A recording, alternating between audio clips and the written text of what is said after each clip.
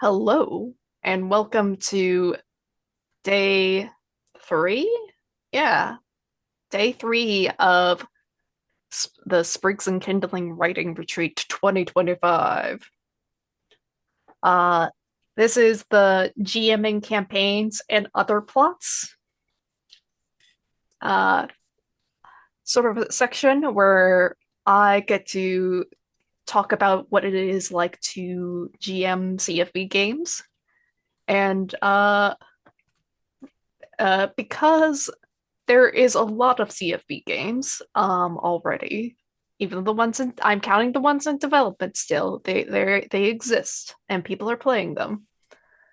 Uh it's hard to like get to the core of how you should run it. So I will be breaking this down into what I think are the five major parts of GMing CFB. Uh as stated in the chat, as Steph has made a CFB game that hasn't been released yet, but it has also been targeted at Daniel Qualls to release his games. Uh, because all of my friends have CFB games, but they have not released them, and I demand that they be let out of their little cages. But as you can see, this is a very loose and relaxed sort of type of thing, and I will make a peanut commentary to the chat. But in terms of just generally like my experience with CFB, if you do not know who I am, which would be a surprise because if there is a CFB thing, eventually I do show up for it. One of my friends made a comment of every time I look for an AP for a CFB game, I usually find you in it either directly as a player or someone in the Twitch chat. So just how it is. Uh, I've I've played and ran about over 200 sessions of the between, uh, which is probably more than Jason has, uh, as well as multiple games of the Siltverses and public access. So I would say I know CFP well. So I have five axioms of GMing CFP. Sort of what I think is at the core of what you need to think about uh, while running CFB, whether it's out of game or in game. Now, the first axiom is the spirit of the campaign. Where does it lie? You could say that it lies within the players, but that's partially true because, like, it also lies within the keeper themselves because they are the one that is representing the sort of the world. But what do they have in common with each other? They have imagination as well as the capability for sensation, the idea of feeling the world itself. Now, this storyline is like a bit weird about like how do you do that as a GM? Like how do you imagine things? How do you sense things? And it's just like in a practical sense, this is how I approach prep of like what do I do before the session? What do I do before the campaign starts? Before I even gather my players? How do I think about the campaign? I daydream about it. I sort of visualize what happens in the beats that don't get played out at the table.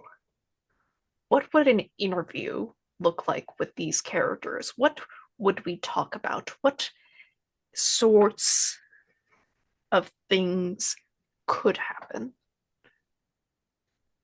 And it sort of informs the characterizations of your NPCs about what their hopes are, what their fears are, what their dreams are, because in case of something very off the wall of they get thrown into this wild situation, you need a good way to like immediately react.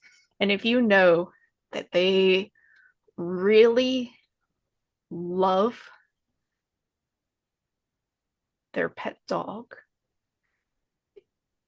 and that pet dog gets kidnapped, you will be prepared to know what will happen to that dog and what lengths they will go for that dog. You will know whether or not they will be John Wick or not.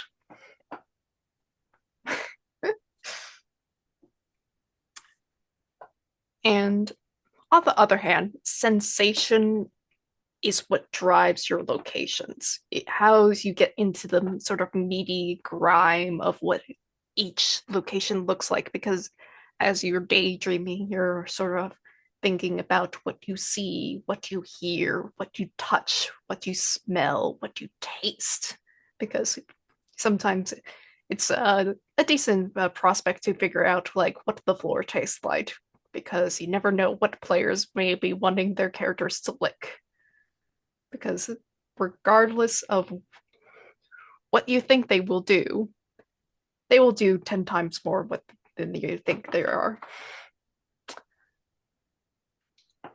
I am also referring to people who are not in this Zoom call,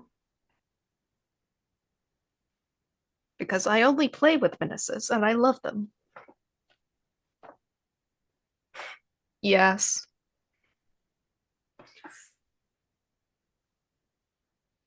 Now, to sort of get into like the sort of mind space of like just like good moments for daydreaming outside of like the play session, I oftentimes just go on walks outside because it frees me sort of the distraction of social media and whatnot, so I can be within the moment, as well as like no one is talking to me, so I can sort of talk in my own head to like my little gagagool of characters.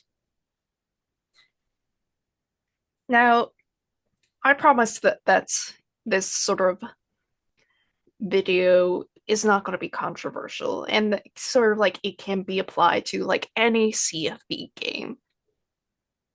Therefore, I can't really reference any CFB game because I don't know what the future of CFB may look like. I can't predict it all. Therefore, a wild take. We're just gonna have to make up our own CFB game right here, right now. Uh so I have a few exercises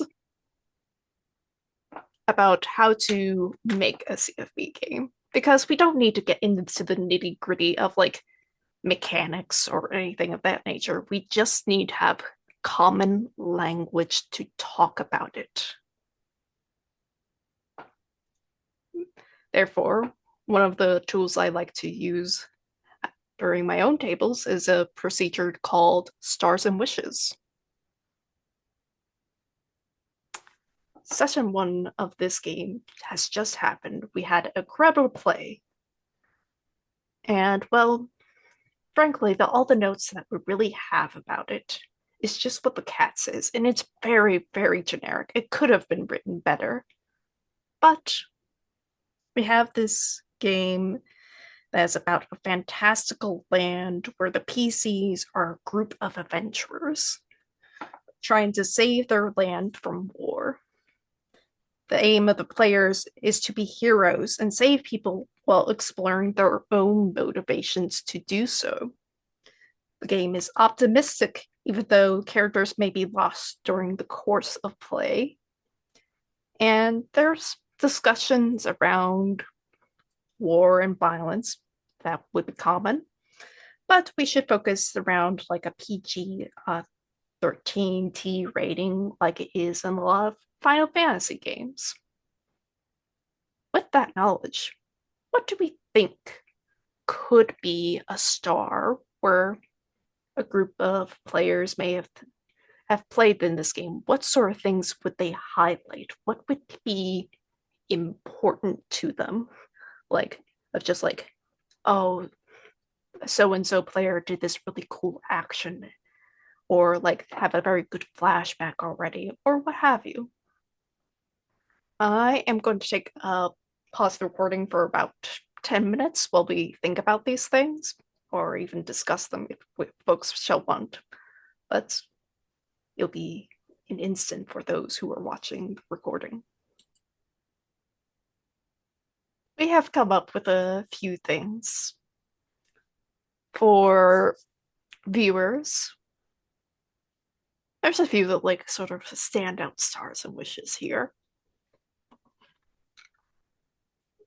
Oh, yeah, we paused to have a little bit of a discussion to like have it offhand so I can recap, just so people who are listening in do not get distracted because they probably want to hear my thoughts on things.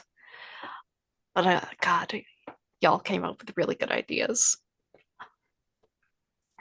There was some stars for the medals, the equivalent of branches in the system where people gave flashbacks of childhood trauma, sort of via like sort of PTSD flashbacks.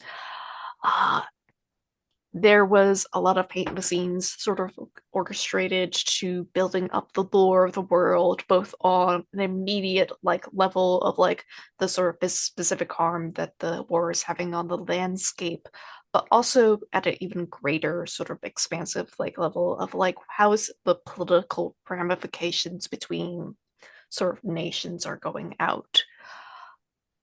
There was a pretty good vulnerable scene showing sort of the inner conflict that the PCs have with each other because they are motivated by different things and they will not always agree upon things. And there were sort of some unscenes, one of which did get done. Another got a bread ahead of just because people were just very excited about it.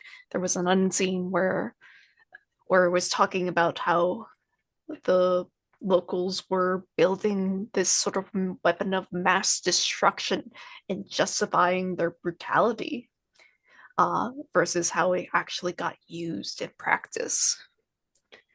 And yeah, and finally, it just ended up with a stinger scene for the entire conspiracy behind the war, where each of the PCs earlier had sort of answered some questions off the cuff by the keeper, and those answers got reincorporated into that scene, showing how they are exactly tied within this campaign. That was pretty good first session, wasn't it? Lots of things got done. But back to our sort of little axiom list. Axiom 2, electric glue.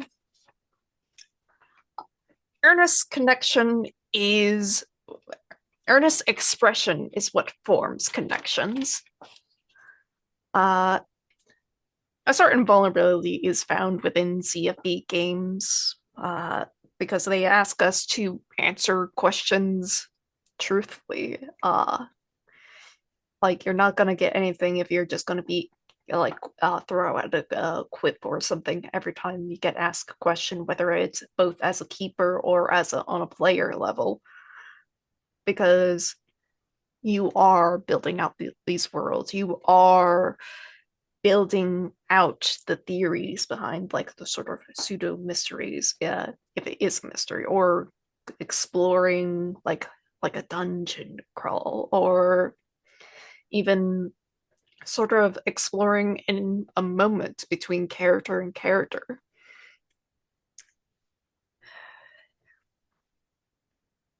And the keeper like is going to be doing a lot of these like question asking, like exploring the PCs, but the players do that on their own by exploring the NPCs because they ask questions of the NPCs all the time. If they see an NPC, they're going to ask 5 billion questions of that about how they are doing, how what are their plans are, and what are they hiding. And the keeper is incentivized to answer them in an honest way, even if the NPCs are dishonest, even because like it's not good to just say tell a lie to players because you tell a lie and then you follow up with yeah, so this NPC is clearly lying. uh the PC's like fucking knew it, this this shady person is gonna get one on over us, but we gotta make a plan. And they like have like an out of character discussion about it because like it connects with them on a player level because like you are treating them with respect, you are being honest, and you are stepping in between both in character and out of character with your honesty. You're making very clear about when you do that because like this use of like side characters in this manner, that this is how you sort of create interactions that go beyond like the vulnerable scene because the vulnerable scene, uh, that's the PZ's business. That's not your business for the most part. I know like the updated rules for like future CFP games, it is gonna try to make it part of your business, but in my heart of hearts, that's not your business. Uh, your business is the by the way of how you answer questions. It's always questions in here. How many times can I say that word? Probably 10 times more. uh, because by interacting with each other, you are threading sort of a needle between how the sort of investigations interweave both from the sort of backstory of the player's level by what information they give you, and then what that you give them back information about the mystery, and you're just threading this together. So when it pulls together, you have like this sort of interwoven, connect, like sewn together tapestry of a very good story. Yeah, but in my heart, Jason is wrong. Yeah, I will say that as a quote. You can clip that. I say that about a lot of people. My opinion is the only right opinion, even though I keep saying the same words over and over again.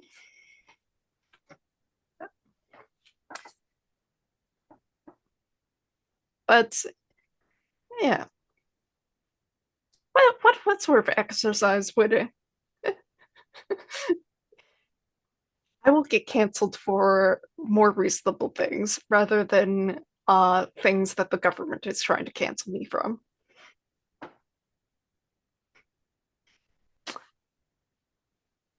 But the exercise for Axiom 2, characters, you gotta make them. Uh, we're gonna take like the sort of traditional approach to writing characters like the ones you would write for a mystery, including for the PCs, because, well, we'll give them a name, we'll give them a role or playbook, and we'll give them 3 details to describe them with, and possibly sort of a quote, whether it through like a catchphrase or what have you, just so we can fill out our worlds a little bit more. So, just to figure out what can we use these characters for, and how do they connect with one another? No, that's just gonna mute my mic. I want to pause the recording. Seriously, why did you do that, Zoom? We do have some characters for this game. We have Serafina Moonshadow, the Profiteer, one of the PCs. Beautiful, sneaky, and wants what's not hers. She aligns herself with whatever power that has the most power to stand after the war, and currently, that's your side. Beggars can't be choosers, so you'll be the one begging instead. Brother Lentz of the Second Choir, The Emissary, another playbook. Clean shaven, freshly out of schooling, representative of the local religion to stop the war. The world has been thrown into discord, disharmony. It must be rebalanced in some way, preferably by someone who knows how to bring things to harmony and order. Galahad, the summoner, narrow shoulders, pure white robes, an odor of lightning clings to him at all times. Galahad discovered he was a summoner far too young, and often still acts as if he hasn't quite grown up. The power is too big for me. It frightens me. And a particular fuck you to Steph. Malwolgoth, Lenart's son, the big boss noble. Rich velvets in ermine, but not in as good condition as before the war. Smells of port wine, stubby fingers. Balgav smiles freely, but his eyes do not. Marvelous, simply marvelous. Do that again, boy. And finally, not least with all, Gerald the donkey. It's a donkey, nothing out of the ordinary. Gray fur, cloven hooves, long ears. It carries stuff for you. Yeehaw! And we'll go on break because we're approaching the hour. And I'll see you in about 10.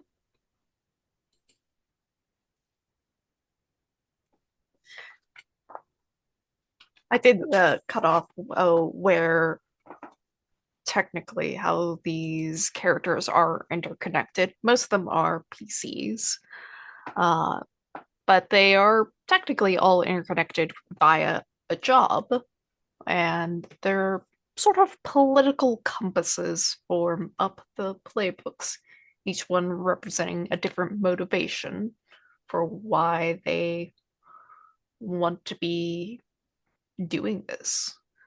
One of the characters is also the boss of them, so a side character. And Gerald is a side character, unfortunately. You cannot play Gerald.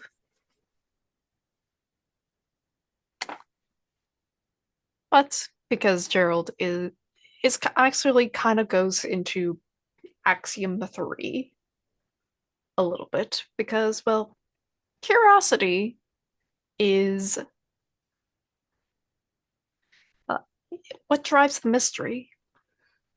The unknown is what get players to engage the most within a game. They love like little things of just like, ooh, the GM hasn't prepped here. What can I do with this? What can I touch? Gleep Glorp the Goblin? Thank you very much. I would love to know his entire backstory rather than the mysterious stranger in the corner who's doing the brooding.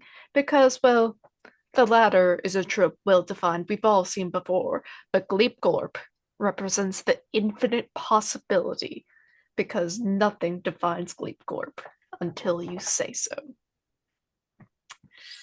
But in sort of a more CFP context specifically, this is thinking expansively about your mysteries that you have written or have in front of you.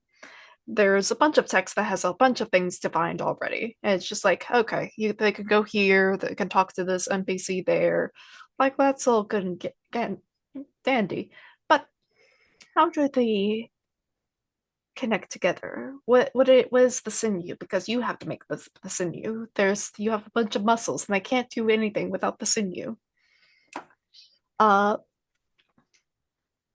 there, it's it's the unanswered parts. It's how you can invoke a danger that may not be like where does this come from? Like ooh, this is terrible, terrible stuff that's happening that can only be done by this character, but I don't understand why they would be there. Well, the better question is why wouldn't they be there?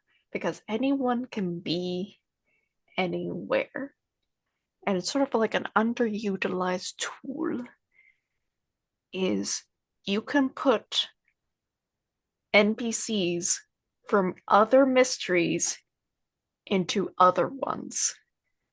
Everything can be used, including mysteries that aren't on the board yet.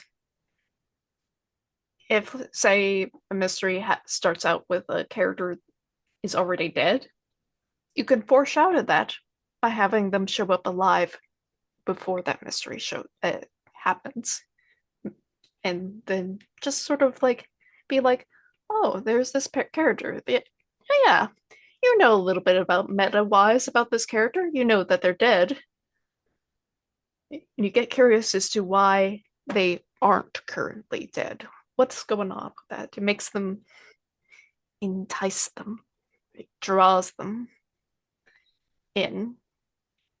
But it's like, but how can I do this on purpose? Because again, like you could try with the tropes, and sometimes the tropes aren't biting because you aren't asking the right questions. It always boils down to questions.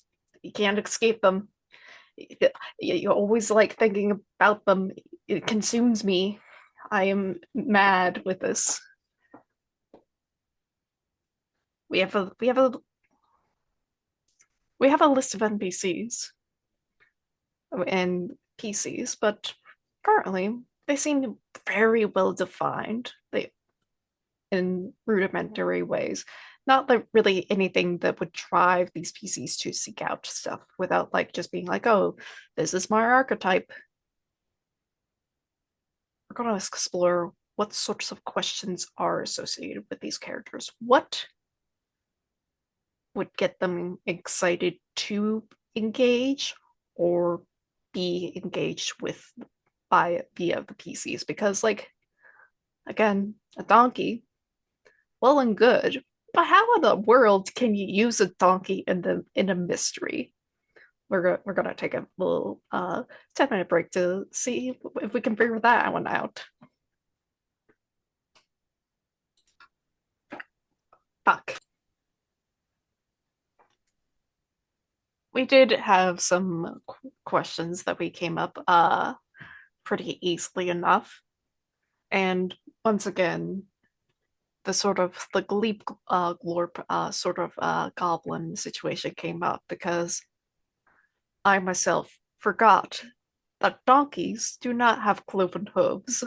Uh, so the question is, why does Gerald have them? This is how you come up with like sort of plot lines where just by purely by accident and just go, damn, I gotta figure out an answer for this one. Make a little note to the side, insert demons here, or is Gerald a unicorn here? Think about that between sessions because I need 5 minutes to think about that. uh, some questions about Seraphina is she single? Is she ready to mingle? Um, this is probably something that got brought up by the players during one of the sessions, and probably is something that you, as the keeper, can like just invoke, like as a button of just like, this is how we're gonna ruin Seraphina's dating life. Uh, however, in a more sort of thing that probably is part of the play book is what what won't she do in the name of power because she's very very power hungry and so she could probably do lots of terrible things, evil things. Uh, Stuff that would get the lesbians to froth at the mouth type of things. We're entering the time zone of I don't give a shit. We're going into controversy in both ways now.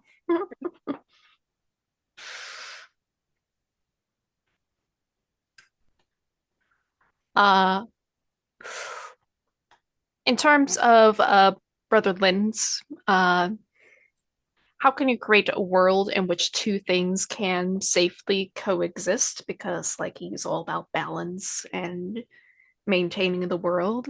Um, but then there is a question: what where does his true loyalties lie? Because he's coming from the second choir. What do they really want out of this situation? Will they are they just trying to like throw their weight into the war because like they are technically quote unquote a sort of peaceful organization, but you know how it is with organized religion. There are some bad apples in the mix. Galahad is scared of power. So his questions is how can he survive this power or get rid of it? Or even what can it be used for good, for evil? It's unknown because we don't know it until it does get used. And finally, what's Balgov's true motivations? Are the PCs actually just pawns in the bigger game? And what won't he sacrifice for his own ends? A very good way to like bring up sort of interconnections between Volkov and Serafina, as well as Volkov and Brother Linz, because Brother Linz could be a pawn for the second choir, and even Galahad to a certain degree, because Galahad represents the newbie, the someone who's pretty innocent. How can't he be used?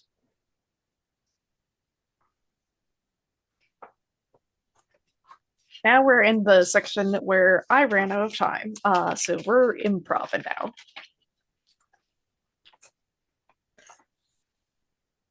Uh, you have to love the world for what it is, but also strive to change it. You have a setting, you have your mysteries and whatnot.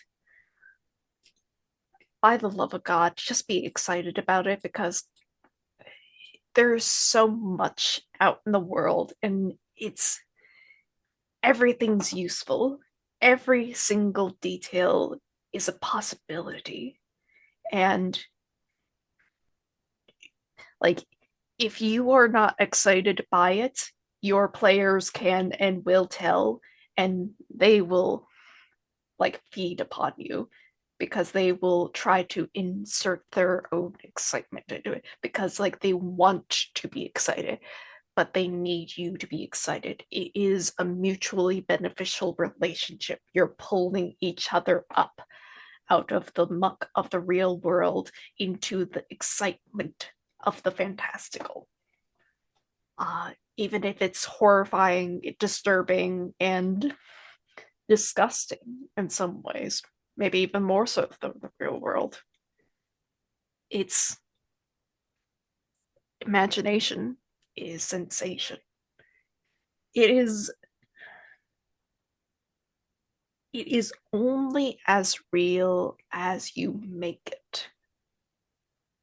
Some folks would just prefer like a very gamist approach, and that's fine. Some people would just like to live and breathe in it, but you got to love it. You have to desire it. You have to want it.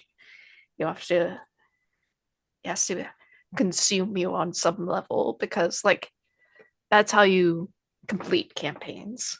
That's what motivates you to continue with through session after session, even if it takes like almost 30 sessions. A beautiful mess, and I love you. Uh, but this makes a sort of like an interesting point of like how can you explore this idea of love when a game may not exist yet. I really don't know. Maybe we should make some locations. Maybe we should explore, like, sort of paint the scene prompts. Maybe we should question why did the players want to play this game in the first place? What sort of tagline that they may have said that drew their attention, that just said them, this is the game we need to bring to the board immediately. Like, we're gonna explode if it does not get played, type of deal.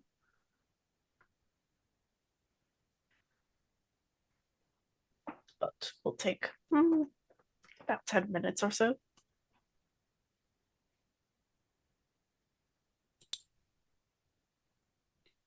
We got some things that we're excited about. We're because like this is effectively CFB Final Fantasy, better than Fabula Ultima. Uh, we got some dungeon crawls in here. We got unscenes, which are effectively just active time events, but unlike a lot of other CFB games, the characters from these unscenes are engageable after the event outside of like at a different time, and just like the world is living, breathing, and just like huge. There's monsters, big monsters, giant skeletons, rattle and bones, sort of 1925 henchman energy. They cackle. Unsettlingly large types of creatures like colossi, things you get on top of, and it just starts to move when you thought, oh no, this is just a hill. Classic Final Fantasy monsters that have been rebanded, but however people keep on messing up the names and still calling them Vlans and Cactar. And there's just this weird traveling merchant who is not a monster. Maybe. We haven't decided that yet. But he's just a weird guy who will sell you his wares for coin. Which there's not a really good transition point for this because we are going back to our final axiom, and we're doing pretty good on time. We're just like having power left, which isn't good for like discussion types of things. But the final axiom in pretty important one. Players have agency and must take destiny in their own hands. Like a lot of times, I just when I'm running the game, I just go and say it's not my business. Because like it's the players. Like they have a lot of authority over the narrative. They what locations get introduced, that's up to them. What side characters get introduced, kind of up to them because they gotta go to these people, these weirdos. They gotta talk to them. If they're not gonna talk to them, they don't get introduced. If they don't do stuff, they don't get put into danger. And things are really boring because like nothing will get solved if they don't do stuff. And it's just like you can do anything. And I quite literally mean that you can do anything because we have interrogated the system enough that regardless of where they go, something can always happen because we know the world like we know our own bed. It's very comfortable to get into. But like, how can you get the sort of like the players into this mind space if they are not already familiar with it? Because like chances are you're gonna come across a D&D player who's gonna be scared, who's gonna see this and be like, oh, what do you mean that you're asking me all these questions? This is real spooky stuff. And I'm like, yeah, spooky stuff, but hey, it's cool. We're just gonna focus on the moment, here and now, just you and me.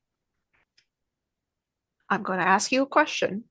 You're gonna answer it and I'm going to give you more information.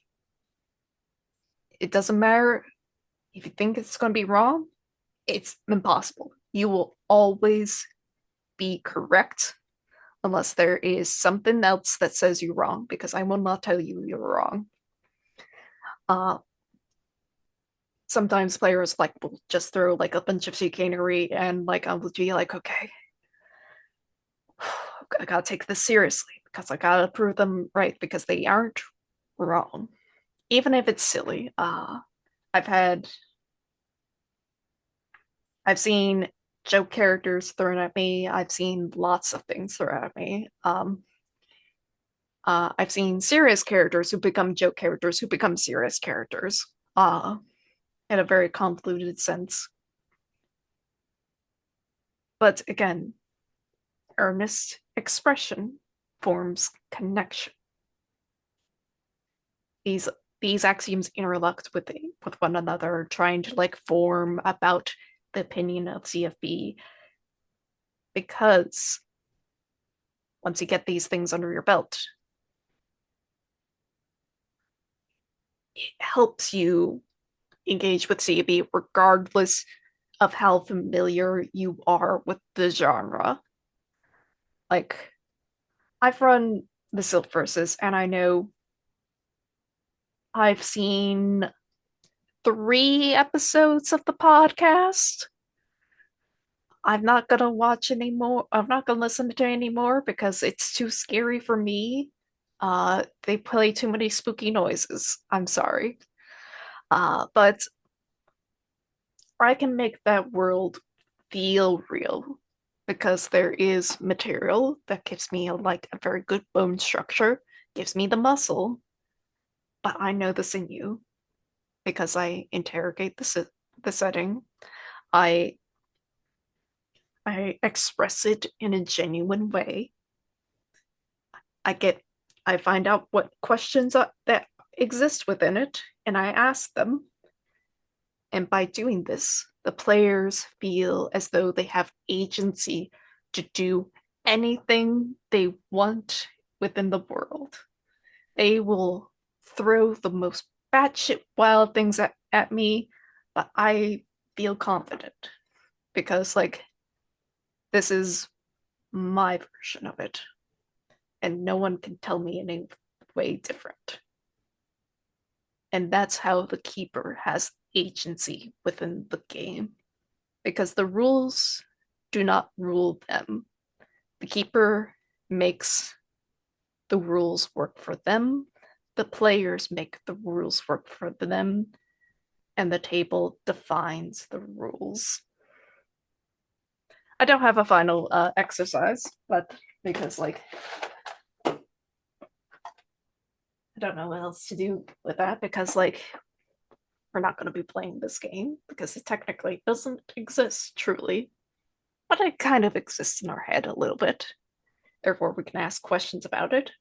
We can have discussions about like how you would run like X scenario and this sort of made up system of CFB Final Fantasy, which may exist later because I crave it cardinally.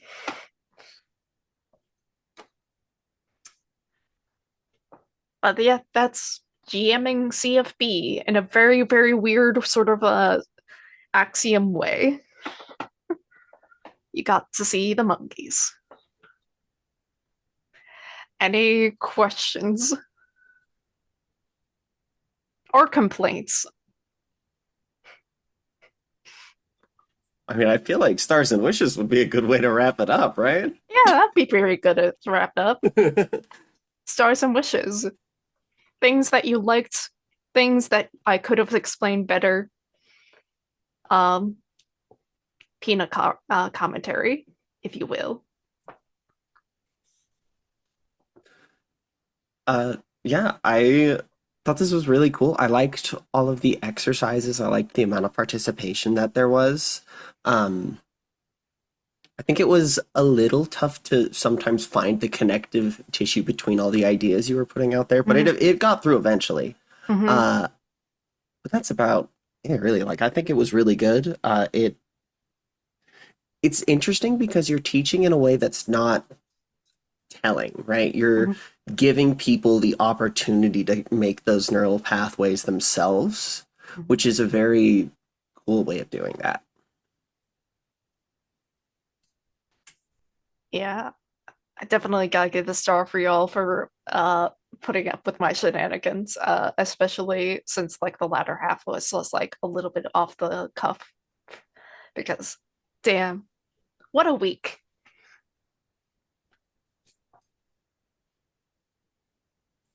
I said this before in chat, but I love axioms and I liked all of the axioms that you presented. They were very grounding.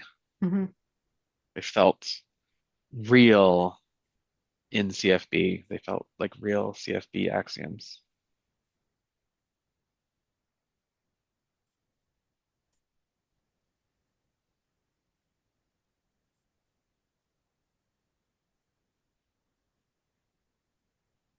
Yeah, I really like that this was demonstrably different from others. So I've only been GMing since January. Um, and I really appreciate that this was demonstrably different from pretty much all the other GM workshops that I've gone to in that time, where it's a completely different way of like instructing how you think about the connections between aspects of a game to sort of map backwards from what your players want Mhm. versus how do I like impose my vision on the players is going too hard for like what Mhm. I mean, especially in like the tier of gaming that Mhm. I occupy that's not like narratively power tripping DMs. Mhm. Uh, you know, a lot of people don't necessarily like people who think with the showrunner approach mostly. But I really liked the way that this was, yeah, having that stars and wishes at the front, I think is a really interesting tool, and I will definitely be using that because it's a great way of figuring out and not only figuring out for you what your players would be really excited to see, but also having them find out what they value in a game in a way that I haven't seen anybody ask before. Um, or not as much like I run a game for one of my jobs that has a session zero with a world building mechanic. Um, so I'm kind of familiar for the process, but not quite in this way that's like, what do you value as a player Mhm. versus narrative beats or lore aspects? And I thought that was really interesting. I've always found chaotic. I've always found your insights to be very sharp and illuminating just in general. And so it was lovely to be able to get have some actual time with you and like see how you feel about all the different playbooks and what their core questions are and how it motivates them. And that's just very valuable to me.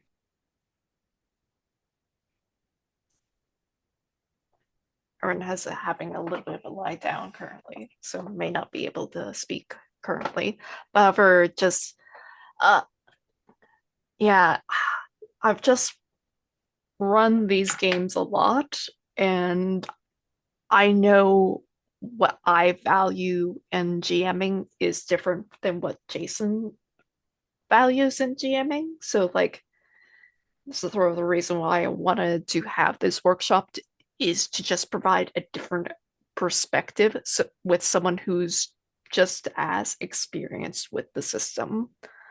Um, because like there's not a lot of CFB GMs that do things very publicly, uh, and even fewer that actually talk about it at length. So having sort of very generic like version of like the GMing advice would be useful rather than put pointing to a specific AP of the system that you want to run. Because like APs are good and all, but however, like having something a little bit more self-contained, something that discusses things outside of the session, that would be pretty useful. Because I quite literally had to learn as I go, and hopefully I can make things easier for other folks.